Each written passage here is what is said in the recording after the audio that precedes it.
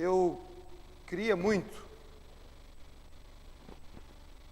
que o meu pai fosse assistir aos meus jogos.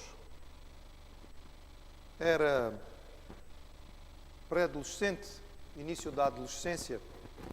Era um grande jogador, mas era comprido e por isso o treinador tinha-me escolhido para estar lá na frente, porque era fácil acertar comigo e pelo menos servia de poste, não é? Essa bola acertava em mim e entrava. E apesar de saber que não era grandes coisas, mas pronto, tinha aquela alegria de poder representar a equipa da escola e nós até tínhamos bons resultados e eu gostava imenso que o meu pai pudesse assistir aos jogos. Talvez ele não achasse que a coisa fosse muito importante, talvez ele tivesse coisas mais importantes para fazer, ou talvez ele nunca tivesse percebido o quanto era importante para mim que ele pudesse estar ali. Outros pais iam assistir aos jogos e isso pesava ainda mais para mim. Quando via os pais ou os parentes de outros dos meus colegas por eles na bancada ou a gritar para eles e a ficar contente quando as coisas iam bem. Se eu jogava bem, eu queria que ele visse. Quando eu marcava golos, eu queria que ele estivesse lá para festejar comigo. Mas ele não estava. O meu pai não achava que isso era importante. E então eu menti. Comecei a inventar a cada vez coisas mais importantes a respeito da nossa equipa para tentar chamar a atenção dele. E às tantas comecei a inventar tanto que criei um torneio imaginário no qual a nossa equipa ia jogar com equipas do continente. Nesta altura eu morava nos Açores. O continente era uma coisa muito distante para nós. E as equipas do continente iam vir. E inclusive vinha a equipa de juvenis do Sporting e nós íamos jogar contra eles. E o meu pai prestou atenção naquela informação. E eu percebi que aquilo tinha despertado o seu interesse. Então eu, em vez de perceber que estava a enfiar-me num grande buraco porque era uma mentira, eu continuei a fazer isto porque percebi que chamava a sua atenção. E inventei mais ainda. Então o dia chegou. Dia terrível. Em que eu estava sentado numa sala de aula normal, junto à janela, e eu tinha dito que naquele dia tínhamos um jogo muito importante. E eu assisti o meu pai a passar pelo portão da escola. Era tudo invenção. Era mentira. Eu tinha sido apanhado. E nesse dia eu senti uma vergonha tremenda. Não somente o meu coração, mas provavelmente o meu rosto, tudo aquilo que estava em mim, encheu-se de um peso de vergonha tão grande que eu tinha vontade de desaparecer. Arrancar um buraco no chão e meter-me nele. Era uma vergonha de morte. Irmãos, a vergonha é um sentimento comum a todos os seres humanos. A Bíblia nos fala imenso a respeito da vergonha. Eu fiz uma breve pesquisa e encontrei cerca de 500 versículos na Bíblia que falam a respeito deste tema. E fiquei surpreendido que fossem tantos. Vamos compartilhar com os irmãos um pouco daquilo que a palavra nos diz sobre o assunto, a fim de que ela possa nos ajudar. Primeiro vamos a pensar em termos de definições. Trouxemos alguns versículos, como são muitos, para ficar mais fácil, vamos projetá-los para que os irmãos possam perceber. Temos? Muito bem. Vamos começar a pensar naquilo que é a definição de vergonha, segundo o dicionário. O dicionário diz que vergonha é uma emoção dolorosa causada pela consciência de culpa ou das deficiências ou da impropriedade. Isto é muito complicado, então vamos colocar isto por miúdos para ver se os irmãos conseguem perceber. Então, culpa, ou seja, vergonha por culpa. Vergonha por culpa foi o que eu senti naquele dia. Eu era culpado. Ou seja, havia uma falha, havia um erro, havia uma justificativa para eu me sentir envergonhado. De vez em quando nós fazemos aquilo que não devemos. E quando fazemos o que não devemos, sobretudo quando fazemos o que não devemos e somos apanhados, temos a consciência de que fomos apanhados. E ao termos esta consciência, nós ficamos envergonhados. Esta é a vergonha por culpa. Vergonha por deficiência é quando nós falhamos em atingir um certo alvo.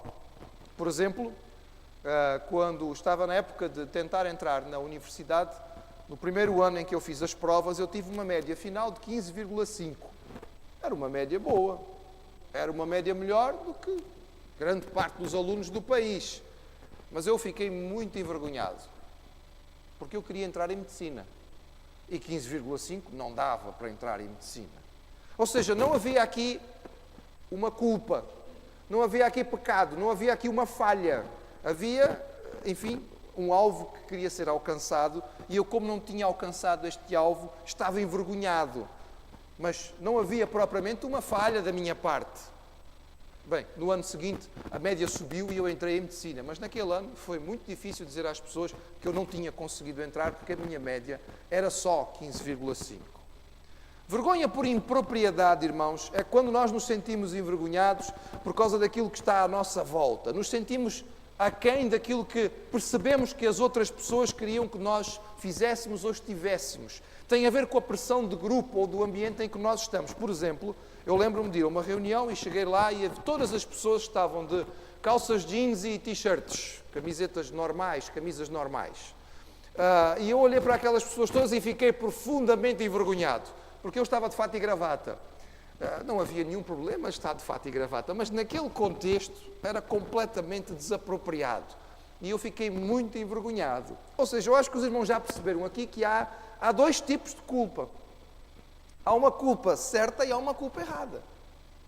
Há razões para nós nos sentirmos verdadeiramente envergonhados e há coisas que nos trazem vergonha que não deviam trazer. Por exemplo, não havia razão para ficar envergonhado por ter tido 15,5 de média. Olha, paciência, era uma média até boa, eu tinha-me esforçado bastante contra uma série de dificuldades, mas não chegava para aquilo que eu pensava. Mas não era razão para vergonha. Às vezes nós permitimos que o meio que está à nossa volta nos pressione a sentir uma vergonha que nós não devíamos sentir. E então devemos perguntar, quando a vergonha nos atinge, de quem é a honra? De quem é a honra que está a ser afetada? A honra que está a ser afetada é minha ou é do Senhor? A vergonha verdadeira existe quando a honra de Deus está em jogo. Quando é a minha, então não há verdadeiramente, na maior parte das vezes, motivo para me sentir envergonhado. Vamos pensar biblicamente em algumas coisas que nos mostram a respeito de vergonha errada. O Senhor, isto às vezes funciona depressa demais, não é? O Senhor Jesus nos ensinou a respeito da vergonha e Ele disse o seguinte aos seus discípulos: qualquer que entre esta geração... Não é isto. Quer que entre esta geração adúltera e pecadora se envergonhar de mim e das minhas palavras, também o Filho do Homem se envergonhará dele quando vier na glória de seu Pai com os santos anjos. Vergonha é errada quando nós temos vergonha de Jesus, de dar o nosso testemunho, de falar do nosso Salvador. Os irmãos já repararam que por vezes somos pressionados a isto? Há contextos em que parece que ficamos envergonhados pelo facto de pertencermos a Jesus. E quando somos confrontados com isso, não temos coragem de dizer. Por exemplo, Pedro passou por esta vergonha. Quando ele foi pressionado naquela noite da prisão de Jesus, e disseram, tu também eras um deles. Ele disse, não conheço o homem de lado nenhum. É uma vergonha errada. O Senhor Jesus deixou as coisas muito claras. E Ele disse, há duas possibilidades em relação a mim. Ou vocês podem se envergonhar, ou vocês podem me apresentar, me proclamar. Ou vocês podem ter orgulho de mim. Aqueles que tiverem vergonha de mim diante dos homens, não esperem que eu tenha a alegria de falar de vós diante do meu Pai que está nos céus.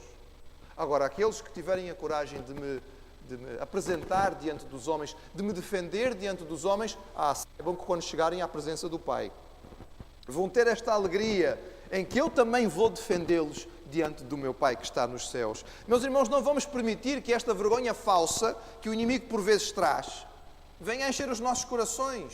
Se há algo pelo qual nós devíamos ter coragem, se há algo que devia encher o nosso coração de orgulho e de satisfação, era declararmos o nome do nosso Senhor e Salvador. Porque Ele morreu por nós. Mas há outras razões para nós sentirmos vergonha errada. O apóstolo Paulo dizia, Não te envergonhes. Ele dizia isto ao seu filho na fé, Timóteo. Não te envergonhes do testemunho do nosso Senhor, nem de mim, que sou prisioneiro. Antes participa das aflições do Evangelho, segundo o poder de Deus. Nós não devemos nos envergonhar daqueles que são servos do Senhor, daqueles que são nossos irmãos em Cristo, daqueles que pregam a palavra com honestidade, mesmo que isso seja vergonha aos olhos do mundo. Já viveu situações em que teve vergonha de falar de uma outra pessoa como sendo seu irmão em Cristo? Cuidado, esta vergonha é uma vergonha errada, segundo a palavra do Senhor. Nós não devíamos ter vergonha de nos associar com aqueles que são nossos irmãos em Cristo, porque eles são nossos irmãos de verdade. E apesar de que Paulo estava preso desta altura, a palavra que Paulo diz a Timóteo é: não fiques envergonhado porque eu estou preso. Não é por nada errado que eu fiz. Aliás, eu sou servo do Senhor e tu não deves te envergonhar disto. Não interessa aquilo que o mundo pense a respeito disso. A palavra nos diz, e o apóstolo Pedro ensinou aos crentes, mas me perdoem, estas tecnologias nem sempre funcionam como nós queríamos, não é? O apóstolo Pedro ensinou numa época de grande perseguição: se padece como cristão, se alguém padece por ser cristão, não se envergonha. Antes glorifica a Deus nesta parte. Nós não devemos ter vergonha, irmãos, se por vezes sofremos e se este sofrimento tem a ver com aquilo que nós temos no Senhor. Por vezes, nós somos alvo de algum tipo de pressão e temos algum tipo de sofrimento pelo facto de nós termos do Senhor Jesus. Jesus disse, a certa altura, nas bem-aventuranças: bem-aventurados quando vocês forem perseguidos. Não é porque fizeram mal. Não é perseguidos pela polícia porque roubaram a loja da esquina. Quando vocês forem perseguidos por meu nome. Quando vocês forem perseguidos por serem meus. Vocês são bem-aventurados, são felizes. Não fiquem envergonhados por causa disto, porque não há razão absolutamente nenhuma para isso.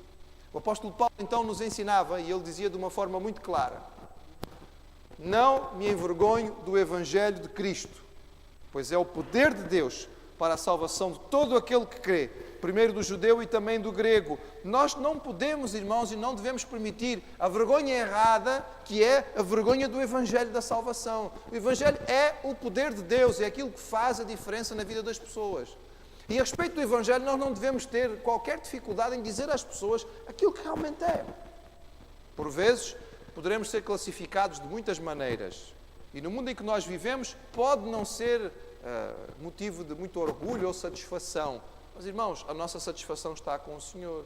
E Paulo dizia isto à carta que ele escreveu à capital do império daquele tempo. Ele dizia: não me envergonho do Evangelho de Deus. É o poder de Deus para a salvação de todo aquele que crê. O irmão quer saber qual é a coisa mais maravilhosa que existe neste mundo? É quando uma pessoa é transformada pelo Evangelho do Senhor. Quando alguém nasce de novo. E a fé vem pelo ouvir a palavra do Senhor. E, portanto, nós não podemos nos envergonhar daquilo que é a coisa mais maravilhosa que existe no mundo.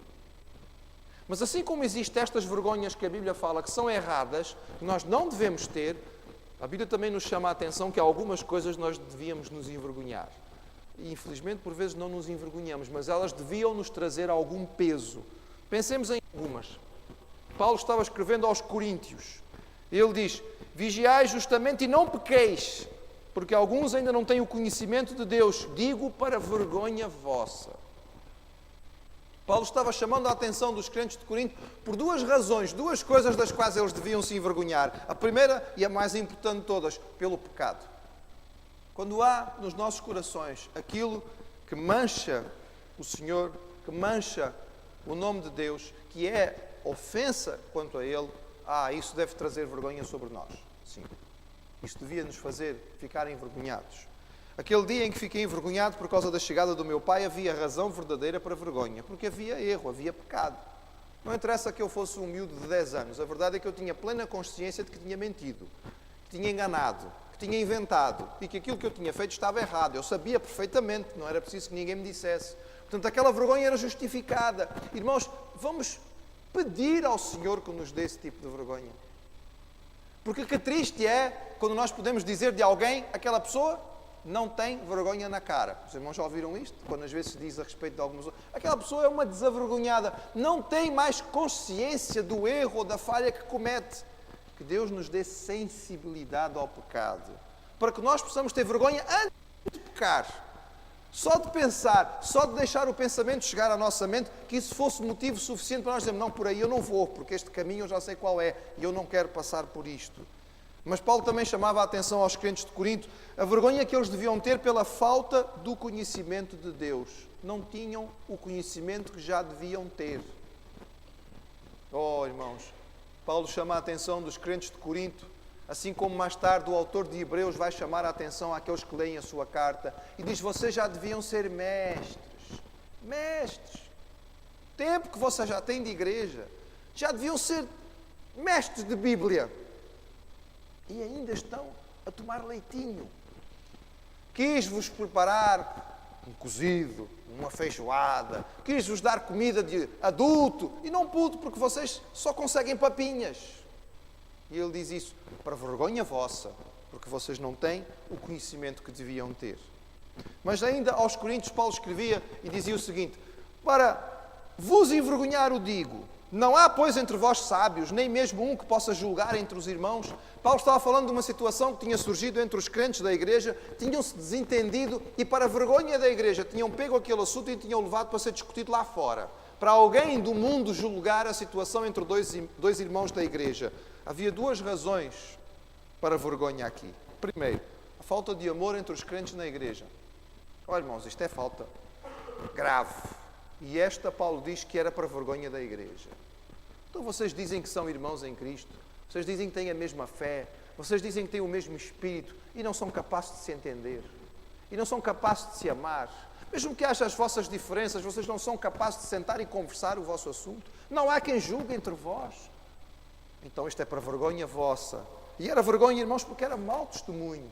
Ao levar aquele assunto lá para fora, as pessoas que não conheciam a igreja olhavam e pensavam o quê? Afinal é tudo igual. Não há diferença absolutamente nenhuma.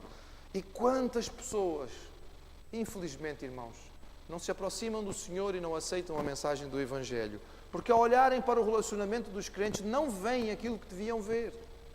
E isto, diz o apóstolo Paulo, era motivo verdadeiro para vergonha.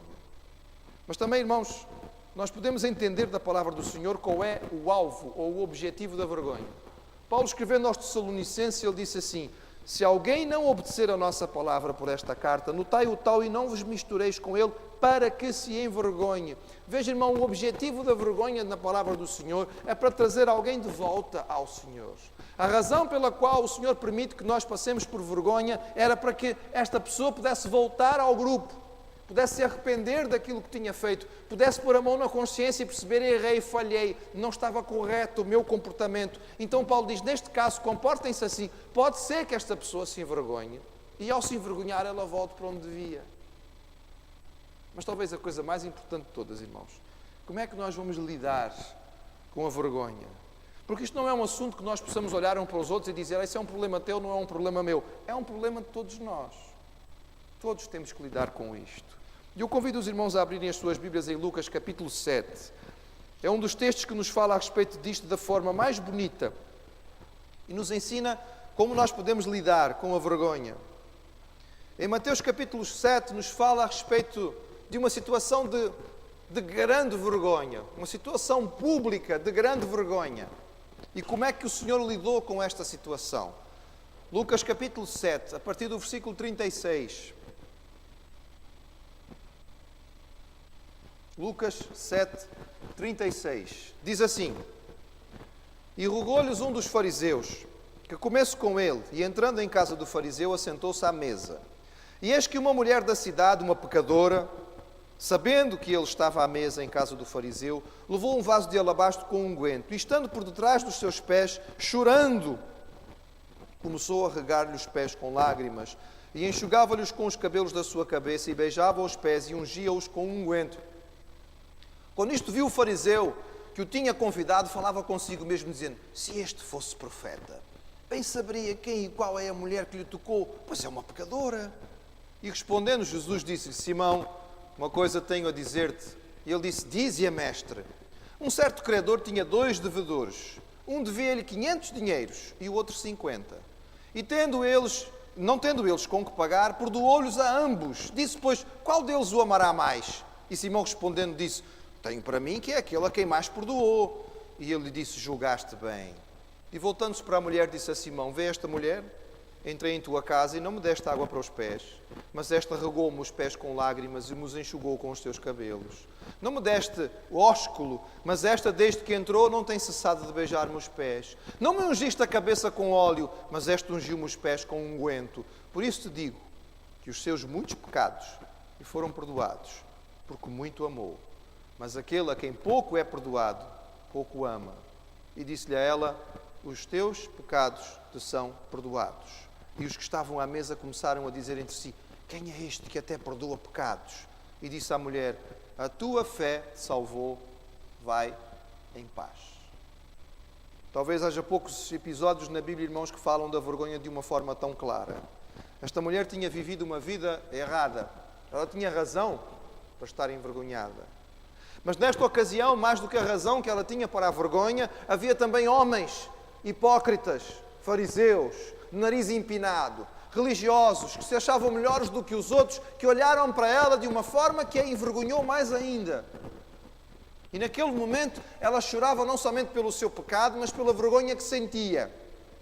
Mas ela fez a coisa certa, a coisa que nós somos chamados a fazer quando percebemos que há vergonha na nossa vida, vergonha justificada. Ela recorreu a Jesus. Ela percebeu que nele ela podia ter a solução da sua vergonha. Sabem porquê, irmãos? Porque Jesus entendia muito bem do assunto. Porque Jesus se preparava para levar a nossa vergonha. Quando Jesus morreu, irmãos, Ele não morreu numa sala fechada. Ele não morreu numa casa com as portas encerradas.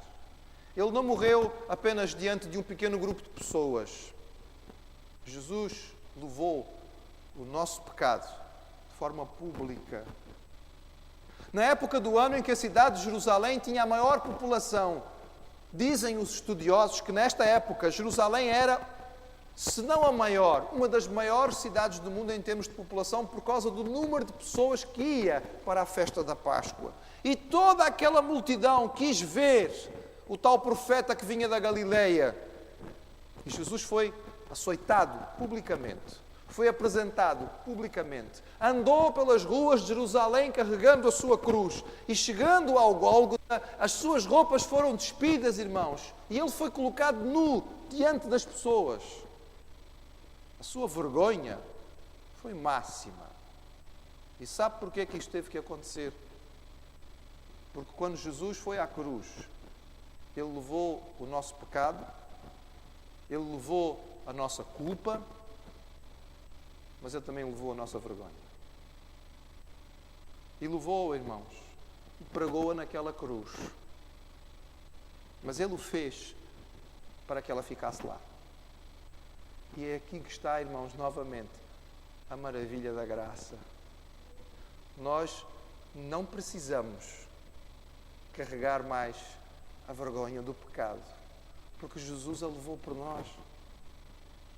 A palavra do Senhor é muito clara a respeito disto. O Senhor Jesus nos ensinou, através do seu discípulo amado João, que se confessarmos os nossos pecados, Ele é fiel e justo para nos perdoar e nos purificar de toda a injustiça. Toda, é mesmo toda, irmãos. Não há nenhuma injustiça que nós possamos cometer que o Senhor não possa nos perdoar. Não há nenhuma vergonha que possa chegar a nós que Ele não possa perdoar, porque Ele levou toda a nossa vergonha quando Ele foi à cruz. Por isso, o apóstolo Paulo, escrevendo ainda a Timóteo, dizia: por cuja causa padeço também. Por isso, mas não me envergonho, porque eu sei em quem tenho crido, e estou certo de que é poderoso para guardar o meu depósito até aquele dia. A confiança do apóstolo Paulo e a razão pela qual ele vencia a vergonha na sua vida não é porque ele fosse melhor do que os outros, mas ele sabia em quem queria. E sabia que o seu Salvador, aquele em quem ele tinha depositado a sua fé, tinha levado de uma vez por todas não somente o seu peso, mas a sua vergonha. É por isso, irmãos, que nós terminamos com esta palavra do apóstolo Paulo aos Romanos. Porque a Escritura diz: todo aquele que nele crer não será envergonhado. Todo aquele que nele crê não será envergonhado. Um dia nós teremos que nos apresentar diante do Senhor. E a Bíblia diz que cada vez que o homem se aproxima da santidade de Deus, ele cai. E uma das razões pelas quais ele cai, irmãos, é por causa da vergonha. Mas nesse dia, irmãos, pela misericórdia extraordinária de Deus, nós vamos poder ficar de pé. Porque Jesus levou a nossa vergonha. E porque Ele a levou, e porque Ele veio e morreu para que nós pudéssemos ter esta certeza e esta confiança, nós vamos poder experimentar aquilo que a palavra diz. Aquele que nele crê não será envergonhado. Se você tem algo na sua vida que precisa realmente do perdão do Senhor, apresente-o a Ele. Seja qual for a sua dificuldade. Ele está pronto para lhe perdoar se você está de fato arrependido e o coloca na presença dEle. Esta é a mensagem extraordinária da graça de Deus, do favor que nós não merecemos. É a boa nova, isto é que é Evangelho. É que apesar de nós não merecermos, o Senhor nos ama, Ele nos perdoa e Ele nos restaura. E esta é a verdade que nós temos que transmitir. Desta nunca nos envergonharmos, mas proclamarmos com alegria.